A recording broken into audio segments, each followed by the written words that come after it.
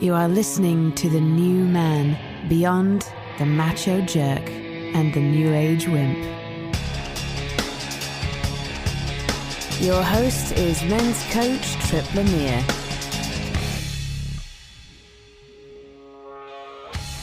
If you say what you truly believe, could you lose your career? Are you playing a role in hopes that one day you'll finally be free to be yourself? And is there more to life than seeking and striving for something we don't already have? Dr. Zubin Damania is better known as ZDoggMD, MD, or to his true fans, Doc Vader. After rejecting the burnout cycle of modern medicine, he broke the mold, found his sense of humor, and started creating some crazy-ass videos on YouTube. That's when COVID hit, and he started challenging the way we think about the virus, our tribe, and eventually our understanding of reality itself.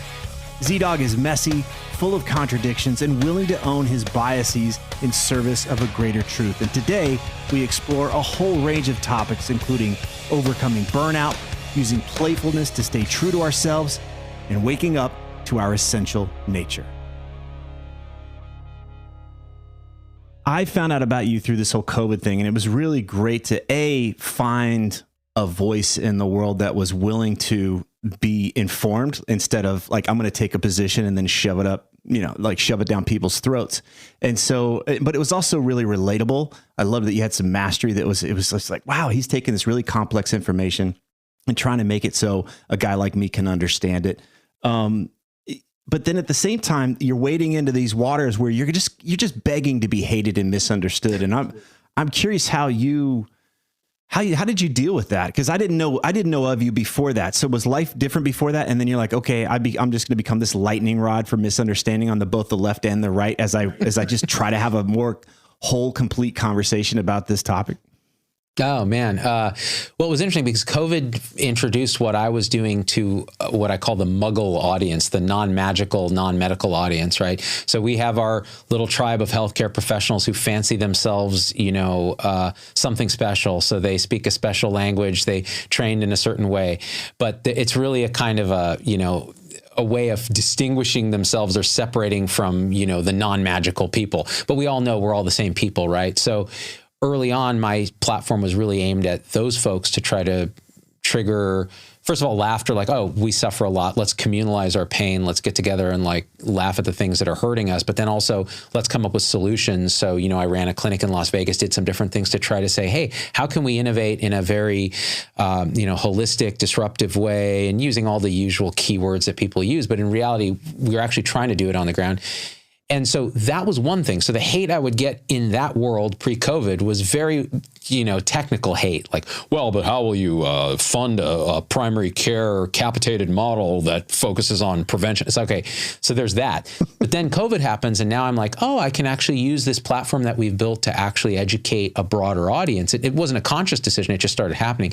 And then it's almost like you go from the science fair where you're hanging out with the nerds and they're giving you nerd hate, but it's all kind of done with love. And then you're in the state fair and the people are throwing literal feces at you and you're like, oh, this is a different kind of space. And at first it's very off-putting because you might take it a little personally and your ego's all offended by, oh, these people don't understand what I'm trying to say and this and that. And then within 5 minutes you realize, oh, this is a lot of fun because what you're doing is you're actually triggering people to think about it enough that they're hurling anger at you in a tribal way, in a way that we've encouraged already on social media, this very fragmented, atomized, siloed kind of world we've created. Now you score points socially by leaving that incisive comment. For example, my favorite incisive and very on-point comment left on one of my YouTube videos about something in COVID was, why you act gay, which I thought was just right on.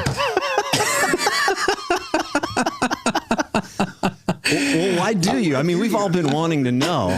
It's, I have to keep some things close to the vest. I mean, you either act gay or you don't act gay. It's a very binary thing in a world where there's a lot of gray, Well, you said it was fun, and I'm curious how you got there because I could imagine I've listened to you and I've heard how people are walking on eggshells. They're so afraid to take a position on this virus, for instance, or the treatments or whatever, because they're part of an institution.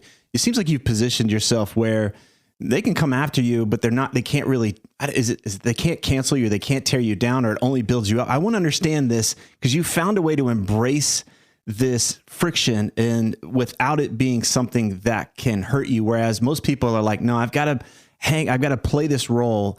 It's not really who I am, and it's not even really what I believe, but it's too scary to really own what I believe and put that out there, much less change my mind 2 months later when the data is different. So I've watched you navigate this much differently than other people in your industry. Oh man. So you kind of struck at the heart of what I've been evolving towards, because, when I was a full-time hospital medicine doctor at Stanford for about a decade, you could not deviate from the dogma of that industry because, first of all, you're conditioned in it. So you're trained in it. Like, this is who you have to be. It's not even, hey, who are you? Figure out where you fit in all this. It's no, this is who you're going to be, and you don't deviate from it. So doctors in particular, or healthcare people, are very conditioned. They're also afraid of failure because failure means somebody gets hurt or you get sued or, whatever it is. So there's a lot of conditioning that goes on that generates the inertia that we see in healthcare. So I was definitely deep in that conditioning. And when I started doing videos, they were really a kind of cry for help. It was kind of like, oh, okay, well, this is my side hustle where I'm never going to make any money doing this. It's just purely to blow off steam. And I create this character, ZDoggMD MD, with 2 G's because, one is necessary but not sufficient to be a gangster, and all this nonsense and yo and all that garbage. And even that, it's a character, right? It's not authentically me. It's an aspect. It's a fragment of me. So doing that for a long time, then we started, after I built my clinic in Vegas and we started developing credibility, and I started doing talks around the country about how we can build this idea of Health 3.0, which is kind of this integral healthcare system, more holistic minded, prevention minded, team based, technology enabled, but not technology enslaved. So kind of bringing the human relationship to the foreground.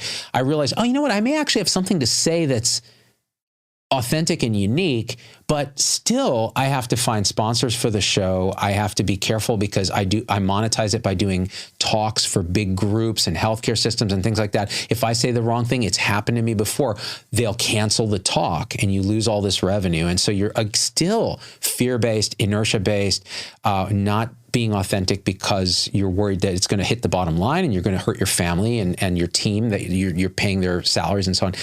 And then something happened.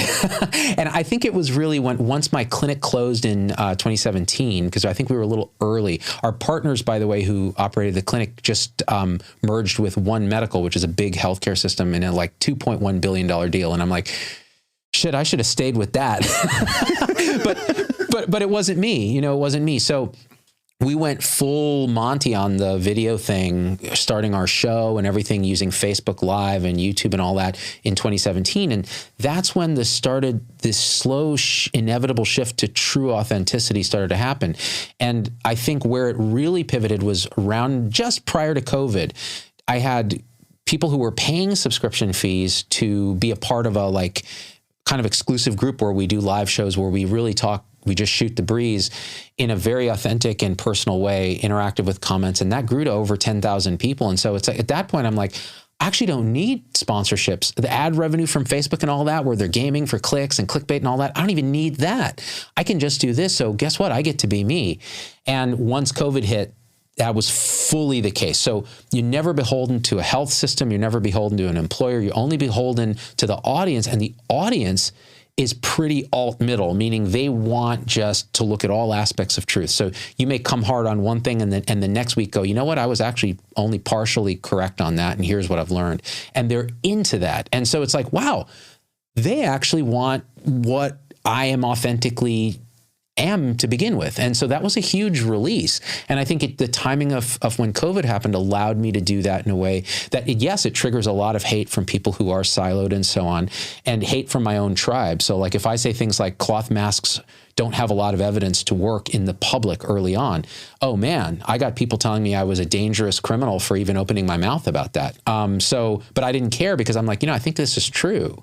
So that's kind of how it kind of played out. But it's still a struggle because you still have to question what are the unconscious beliefs and biases that you have that are preventing you from actually saying what you really think is true in that moment, and then owning it when what you thought was true later turns out to be bullshit and you were wrong. And then you have to own that, right? In an authentic way. I think that's where this peace of mind comes from, which is I'll be okay. And most of us are only in this place like, I'll be okay once I've got enough money in the bank, once I've got the sponsorships, once I've got this place, once I've reached this level, then I'll be okay. Then I can finally, right? Then I can finally be who I really am. I can finally be whole. I can finally bring my voice to the world, et cetera, et cetera. And so but if we start from that place, it sounds like you built this community around, I'm going to start from this place of venturing into the unknown or the uncertain and speak what's true for me in that day, knowing that I can come back and be like, hey, I've got new information. All right, this is where I stand now, but not once I get there. Once I get this and once it's all settled and fine, and I've built my castle on the hill, then I can finally be okay. It sounds a little chicken or egg there, but I think most of the guys that I talk to, they're in that finish line mentality. Like, I'm going to get there one day and then I can finally get out of this costume that I wear, and then, finally give myself permission to be all of who I am.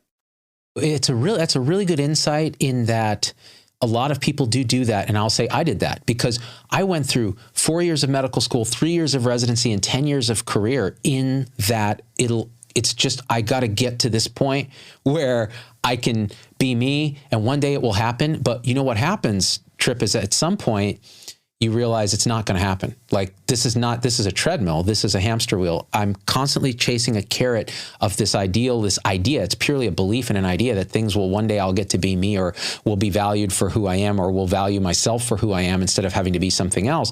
And it never happens. And so either I think people just continue in their careers, and I could easily have done that and would have been miserable, but I could easily have done it, where you just continue to play that game and hope for retirement. Then when I retire, surprise, when you retire, now you're like spinning your wheels wondering, wait, what, you're doing your life review going, what did I do?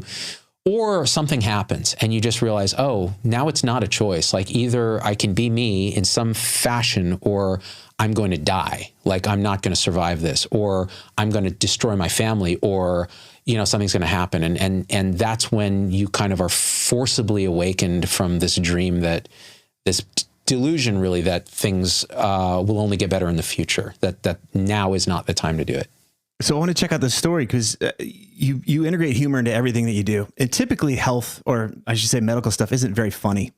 And somehow you find ways to bring playfulness and humor into all that's there. And I wonder, my line of work, there's not a lot of humor in it as well. And early on, my podcast was doing well. This is over 10 years ago. And I was getting emails, and I started to realize that I think some of the people listening to this think I actually do all the things that we talk about. Like, I'm living this perfect, optimized life and everything. And I was like, I hate this. I'm not perfect. And so I created this video where, as if somebody hacked into the camera up here and then caught me coaching people while watching porn and drinking whiskey and doing all this terrible stuff. And basically all my clients are all the terrible people that have done all this crazy stuff. And I was the one that advised them to do this shit. And I was like, I put out this video for April Fools, and it was so liberating to say, I'm not perfect. I don't practice all this stuff. I'm in it shoulder to shoulder with you. I'm trying to figure it out. And God damn it, we got to be playful. We got to find our sense of humor. So when I saw all your humor, I was like, was there ever a point where your humor was not allowed and you're like, I'm going to die if I don't bring your playfulness? How did you bring your playfulness and your humor into this? Oh man, by the way, I love that concept of the video that you're talking about. That's just awesome, man. Like, look, the universe has this huge sense of humor. It just does. It's like baseline. Absolutely, man. It's like it. And what's funny is it's a joke told by no one for no one, and there's nobody laughing. It's this just empty, beautiful, hilarious joke. And the thing is, I think comedy is that divine connection to that in some way. But it can be egoified and used by, our minds in ways that are malproductive. So when I was much younger, I used ego as a way to lubricate social connections because, I'm this like funny looking short little kid, kind of chubby, growing up in the Central Valley of California, rural Clovis, California. And, easy to get your ass kicked, like on the daily, like cue 1 hour wedgies round the clock, like easy to do. So I use humor as a way to kind of keep a distance, control an interaction, lubricate social situations. So instead of being the guy that gets his ass kicked, you're the class clown who people want to invite to the party, not because he's, cool or anything, but because he'll make you laugh. So that humor was always part of my thing. It was a coping mechanism and a way to keep people a little bit at a distance. And as I started doing medicine, I would still use it. It would come out in these ways that were either productive or malproductive. And the productive ways are when it would break the tension on rounds. And, you see a lot of death and horrible things, young people getting sick in the hospital. And the way you break that tension is you use that kind of humor. I used to carry this, like every now and again, I'll pull out this creepy puppet that one of our patients gave us. It was this weird hobo looking ventriloquist doll. And I would just do rounds with this doll, like pretending to be me. And it was the creepiest, weirdest, funniest thing. And it breaks the tension, but you may say, oh, well, that's super inappropriate. You shouldn't be making fun of, patients who are on chemotherapy and all that. It's like, no, we weren't doing that. We were using it as a way to relieve our own sense of moral injury and burnout and this kind of thing. And so that was always woven in, but I could never really go full Monty on it until I started making videos. And then it was like, we said, okay, the other role of humor is to point out how crazy something is by pointing out to the truth of it. And the truth is hilarious because it's a paradox. You're like, hey, we say we're these great healers and we care about people, and yet look what we do here. Like, look what we do to each other. Look how we treat our interns and our young medical students. And then you laugh at it, because if you didn't laugh, you would cry, sort of thing. Yeah. So it's always been kind of woven into that fabric of the thing. And sometimes, though, I'm a little regretful nowadays because I use less humor, because I feel a little bit of the weight of getting older and the weight of responsibility to kind of communicate. And so sometimes I feel like being a little too silly might sabotage a message and that sort of thing. So I'm still trying to find that balance. It's tough, right? It's tough to do that. And at the same time, I do think that humor can be used in a beautiful way to really drive a point home. And without, it's such an artful thing to do that without bringing somebody else down at the same time. It's usually where it happens is, oh, we learn how to be funny by making fun of somebody else. But can we find that playfulness in the paradox? Can we laugh at ourselves? Oh, and then I get to actually reclaim part of myself because I was scared of that thing, and now I can own it again. It's not that big of a deal. But yeah, I've just appreciated that you've been able to do this. Like, wow, because it's inspired me. It's like, oh, he can be playful with that. That's a hell of a lot more serious than what I'm talking about on a daily basis. But I find that playfulness is actually where we can allow ourselves to take more risks. If I can remember to be playful, and then playful is not making fun of anything, and it's not being trivial or flippant, but it does remind us, like, I'll be okay. We'll get through this. And the playfulness is like, okay, I think we can get through this. All right. So what's the next step? When we're that everything's so tense and everything goes so serious, I think we're a liability to ourselves. And I find that playfulness can get in there. If it's done artfully, it kind of relaxes us a bit and bring that better part of us to the fore. Yeah, I love it. I mean, that's absolutely true. It's funny. Recently, I had a guest on my show, Dr. Angelo DeLullo, who's an anesthesiologist in Colorado, and he underwent a profound, mystical awakening, spiritual awakening in 1997, and kind of buried it down, but continued to explore, but never talked about it. And just in recent years has been teaching and talking about it kind of in these small circles. And he wrote a book. So I said, he sent it to me. I read it. I was like, this is great. It's the most direct pointer I've seen for this very heavy and esoteric topic that is often misconstrued and religified and all the other stuff. And I said, this is very helpful. So, come on my show. He came up for a couple of days. We did a bunch of episodes. Well, by about, episode 5 of the thing, we're pretty punch drunk. We did a live episode for my supporters. And we started taking questions about, I had this awakening experience, or what happens with the ego, this, that kind of heavy stuff. At some point, we started talking about the area between the testicles and the anus, which, has multiple names: the taint, the grundle, the gooch. Yes. Many, many names. And for about an hour, we riffed on the taint, and it was ridiculous, like just pure improv, super release of tension. The audience was weirdly enough was really into it. I haven't released it publicly, but that catharsis of laughter, we had tears coming down our face, and it was a joy. And it was also a super authentic. It was dumb as hell, and really, really, really, a release of energy and emotion that builds up. And so like you said, I think that playfulness, that kind of joy in creation of recognizing these weird paradoxical things, like you can be two physicians talking about this ridiculously childish, like it was like Beavis and Butthead, like medical edition. And people who get it are really going to get it. And there's always going to be people who are like, they're deeply offended by it, but in reality, it's some projection of something that's going on with them, and you can't take it personally. And some feedback you do need to take and go, sometimes we overdo it, whatever it is, but you have to be open to it as well. I think play, as I've learned, I've integrated this into a lot of the work that I do, and I wrote about it in my book, but to me, it's an indicator. It's a sign of health in a system, right? So if you watch mammals when they're playing, we're doing good. We don't play when we're starving or we're freaked out. We play because we've got our needs met, and now we play. And that's where we actually grow. We find new things to do. So you watch otters, you watch other animals. It's like, play's where it's at. It's like, this is how we know we're doing well. And I think it's one of those indicators as social creatures. Hey, we're okay. We're going to get through this. We can be playful here. We're not dismissing anything, but we can find that part of us that is much bigger than maybe our small self wants us to believe in this moment. To me, play is what helps me connect to that more divine, that more absolute part of us. Oh, I couldn't have said that better myself. I mean, and I certainly couldn't have, because that's you're teaching me this. It's beautiful. This idea of connection to this now. It's not a moment, right? It's outside of time. It's this eternal now. You almost open a hole to it when you play or when you improvise or when you channel that joy. And you see it in animals. Like we used to have a rabbit that lived in our backyard in a wide open enclosure. And when that thing would express joy by running and jumping in the air and tweaking itself like a frickin' Tony Hawk little skateboard move, and it would land and it would just dance, this thing. And you felt it like, as another mammal, you were simpatico with it. You're like, oh, the joy in this animal living right now. Needs are met. It's fed. It's happy. It just expresses itself like this. And that, you can't underestimate that. And then you can actually get really nerdy on play, right? Which I'm sure you've done, where you look into it and go, hey, this is how mammals and humans learn to take risk. It's where we learn what are our boundaries and extend them. It's where we become social with others.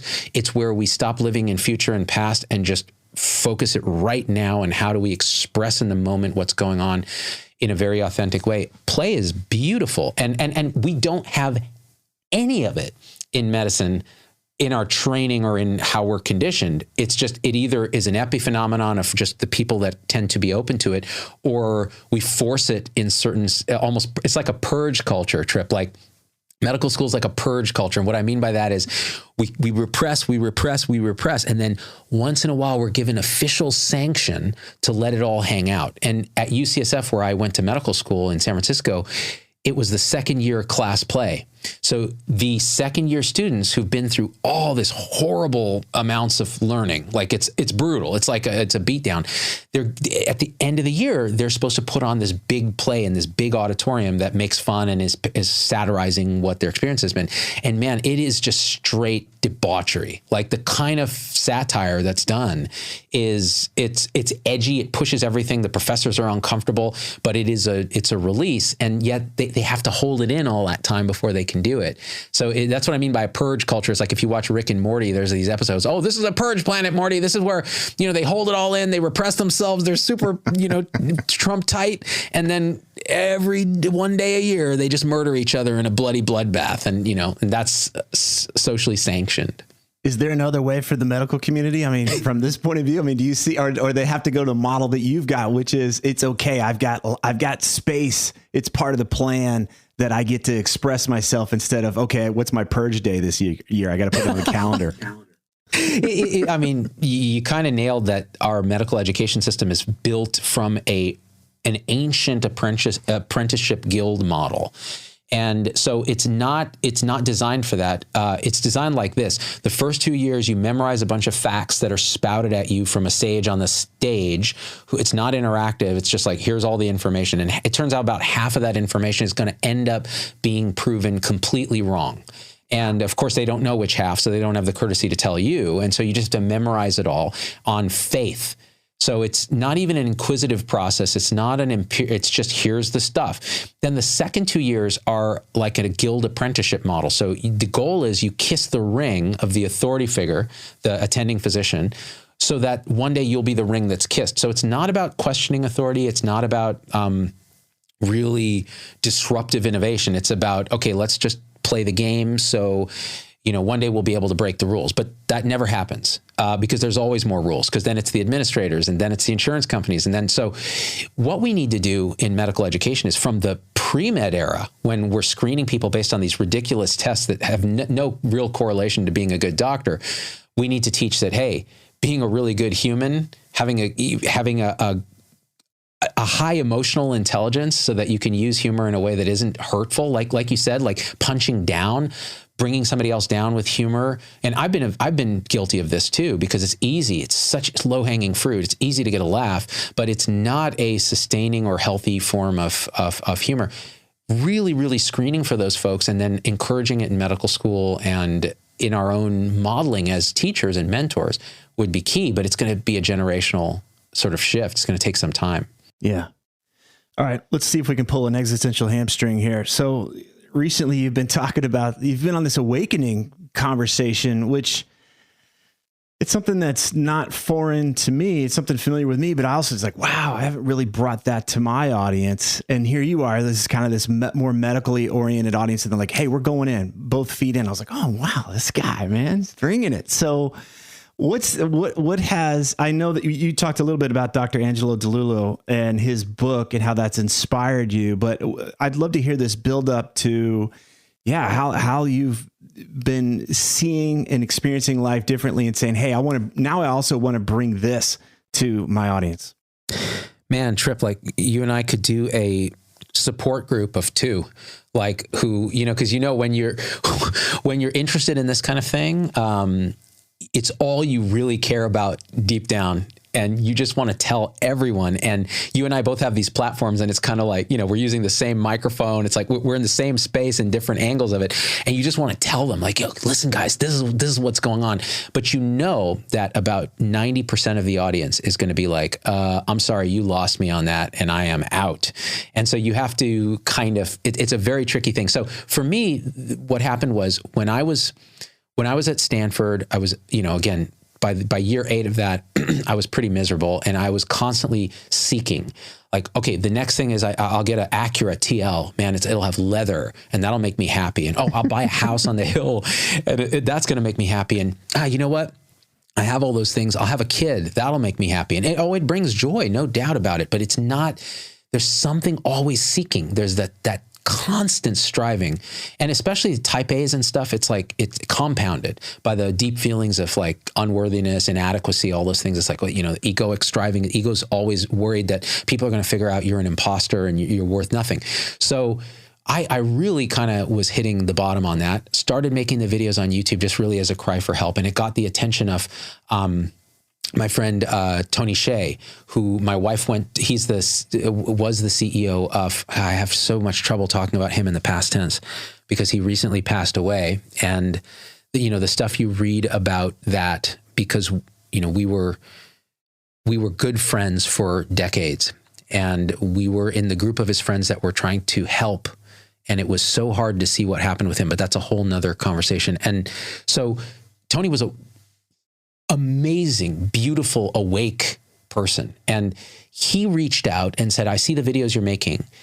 You clearly are looking for something that isn't what you have. Like, quit your job at Stanford, move your wife, who's also a doctor at Stanford, and your 2 kids, two daughters, to Las Vegas.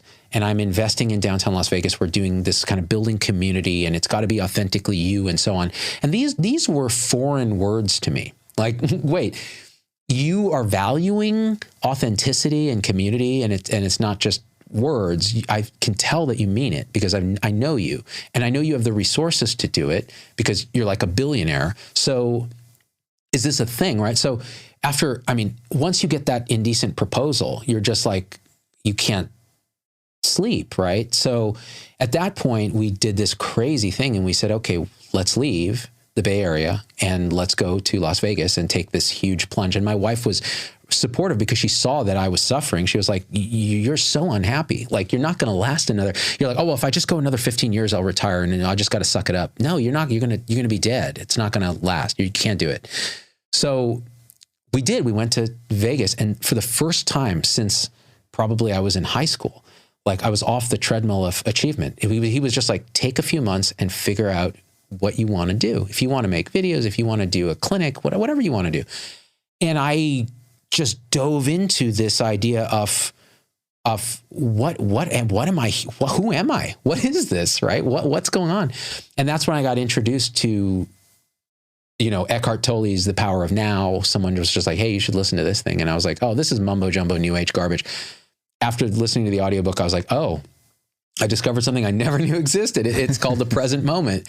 And I didn't understand half of what he was saying, and the other half sounded crazy, but there was something deep inside that I was like, this resonates in a way that nothing has ever resonated. It feels more true than anything I learned in medical school. Like, what's going on here? And that opened the door to the sort of then the transition from the egoic seeker to the egoic spiritual seeker, where I was like, I must figure out the meaning of life, and then the striving with an ego to try to figure that out for the next 8 years, meditating, different things, reading Sam Harris's book, Waking Up, A Guide to Spirituality Without Religion, because, I was an atheist and all this. And that's kind of how it started. And then it evolved from there. Yeah. It's one of those conversations that when I talk to so many of my clients can follow that profile. I followed the profile you talked about, right? Like, this is the thing that's going to make me happy, even though I'm not really happy. And I can kind of start to see how this is going to play out. There's not really going to be a thing that I can buy or something that I can acquire that's going to do it. And then it starts you on this other path of more of an inward, questioning, right? An inquiry. Who am I really? And that kind of thing. And then most of the guys that I talk to is like, I always feel like if I start to bring that up, it's like, the hell is this talking about? But then they'll circle back around later on in the night. Like if it's at an event or something, it's like, hey, that thing you were talking about, man, what do you have a book you'd recommend? Do you have a thing you'd recommend? It's like, cause there's going to be a certain part of the audience. It's like, oh, you just rang the bell and there's something there for me. And it's not me that's delivering. It's just more of, there's a whole other world here, other than what we've been fed from day one, which is achieve. And there's nothing wrong with it. I think we can still go do great things in the world. But yes, this whole part of like answering the question, who am I really, is a whole other ball of wax. You've man, it's really funny. Because I think to some extent that achievement mentality is necessary. You need it in your life at some point. Yeah. And again, maybe I'm just rationalizing, right? Maybe I'm just like, well, because I had to do it, so everyone else has to do it too. But I think there is a degree of trying to accomplish in the egoic system, meaning this kind of illusion that we're a separate self trying to acquire happiness by getting stuff, getting love, getting sex, getting whatever, success, getting respect from peers and from others, fame, whatever it is. And by at least attempting that acquisition, you realize that it is a never-ending hamster wheel of delusion, and you may get transient hits of dopamine where you're quite happy for a minute or two, but it doesn't last. And I think without going through that, a lot of people never reach the realization that I need to wake up to what's actually going on.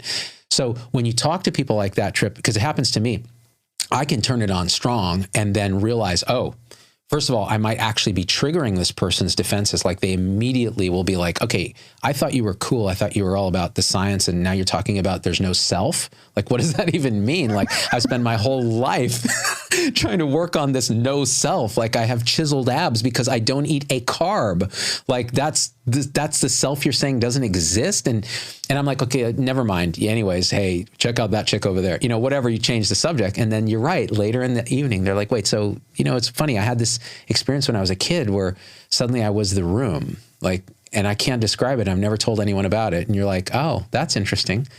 Yeah. Maybe check out this book or maybe this or this. And you sense that energetic opening. And it's just the most beautiful and fascinating thing. It's almost like, we're dreamers whose sole ultimate goal is to wake up, but how we get there or whether we get there in this go around is really, it's not determined. Oh, and so the ride is such a roller coaster. Well, I had Jamie Wheel on the show recently, and he said something beautifully, like offhand. I don't know where he got it, but he said, we're in that intersection of staying alive and coming alive. And so I think that there's this belief that if I just get really good at staying alive, which is acquiring things, I need this in order to live. And well, I must need more in order to live. Like we haven't really reached that. That's the only game in town, right? Everything's a nail. I'm a hammer, right? Bang, bang, bang. I'm just going to get really good at surviving, and I'm going to have more comfort, more certainty, more status. And then realizing, oh, wait a second, there's another aspect here. There's another axis on this chart here, which is vertical. And it's like, that's the coming alive part.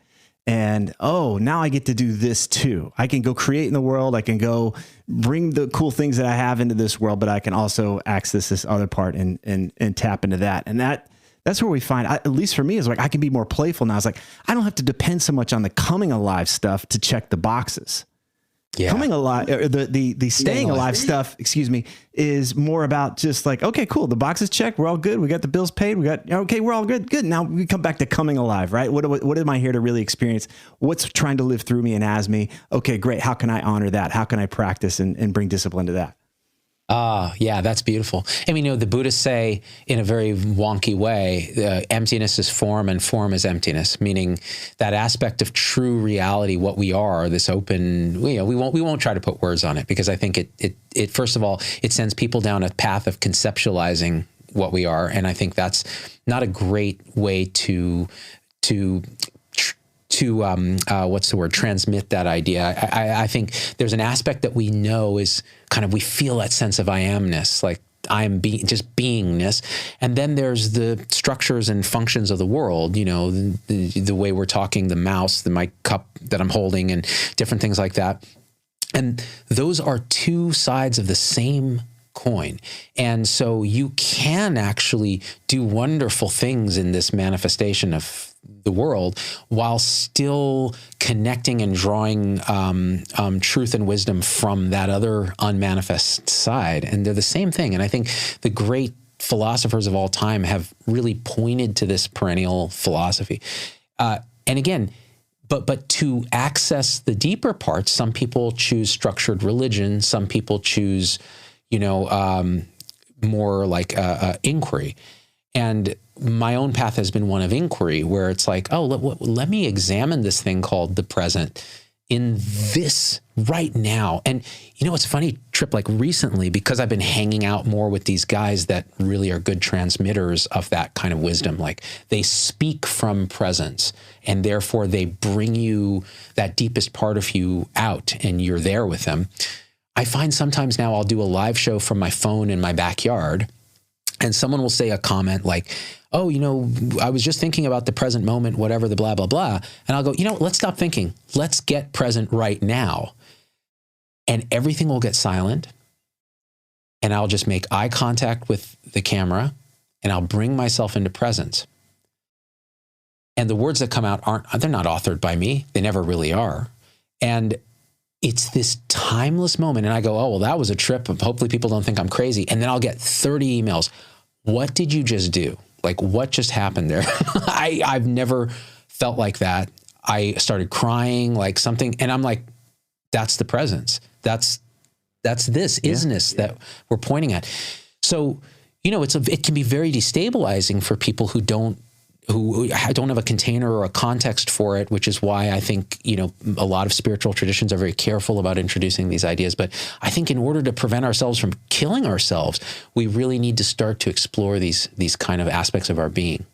Yeah. And I think, what I want to just give the listener today is just something like, hey, there's probably something else. If it feels like you're beating your head against the wall in this game of staying alive, this coming alive is a much deeper conversation. I know for me, it seemed really binary. It was either I believe in a guy in a robe with a white beard and he judged everybody, or you didn't believe in anything. And there's a whole spectrum of things to get into. And it might just be right here in this very moment instead of something to chase down and acquire. And one thing I would say for the audience too, is there's spectrums of realization of that truth that you may find you only need to go this far to find considerable peace. It may be just a little bit of meditation or mindfulness in the moment, or prayer, or whatever it is, chanting, you find your path. Or you may be one of those people that goes very deep down the rabbit hole. And one thing I have seems to continually present itself to me is how deep it can go and how amazingly profound the present moment when you unfilter it, when you take the concepts away and the perceptual filters that we put on right now, the projecting into the future and the remembering the past and the guilt in the present about the sin we committed in the past and the fear of what's going to happen to us in the future. It's this kind of spectrum. When we really focus, drill down into the moment with inquiry, who am I? What is this? What's going on? What's revealed is so profound, so liberating, and so empowering of all the things we thought we wanted. So suddenly you're more authentic in the world and you're more able to pay the bills. It's just a weird virtuous cycle that seems to happen. Beautiful, man. I'm so glad we got a chance to connect. I really appreciate you taking the time, man. But this has been fantastic. I feel like I could just riff with you for a lot longer. So thank you so much, man. Oh, thank you. It's a real honor, man. And we'll have to do it again if you're ever game. If these interviews are helping you, please leave a positive review on whatever podcast app you use so that others can discover the show more easily.